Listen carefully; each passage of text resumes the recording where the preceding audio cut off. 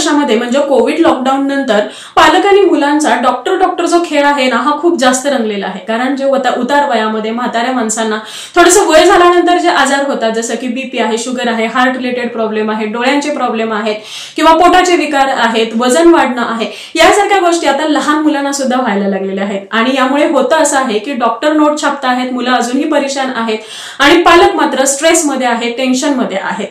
गेल्या 4-5 वर्षांमध्ये मुलांची इम्युनिटी एवढी कमी का झालेली आहे? यामागे मेन 3 कारण आहेत. सगळ्यात पहिलं कारण म्हणजे मुलांच्या ज्या काही फिजिकल ऍक्टिव्हिटीज आहेत या खूप जास्त कमी झालेल्या आहेत.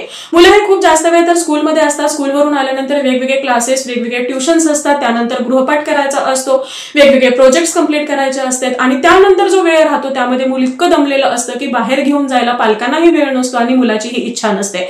अशा वेळी मूल बसतं टीव्ही पुढे, लॅपटॉप हातात घेऊन किंवा मोबाईल हातामध्ये घेऊन आणि ज्या कारणामुळे फिजिकल ऍक्टिव्हिटी बिलकुल होत नाही आणि मुलामध्ये मग शुगर होणं किंवा हार्ट रिलेटेड प्रॉब्लेम होणं, वजन अनहेल्दी वेनी वाढणं, डोळ्यांचा त्रास होणं यासारख्या गोष्टी होतात.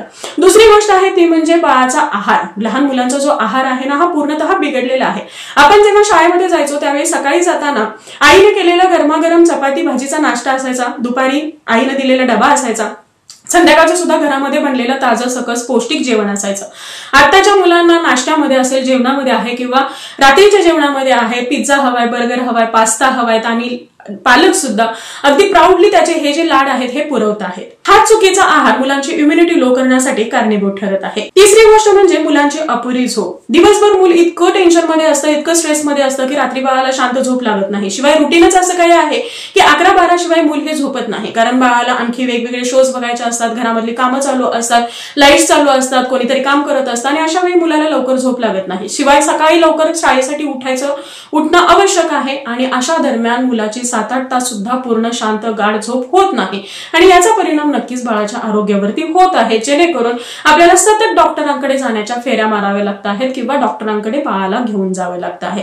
खरंच विचार करण्यासारखी गोष्ट आहे.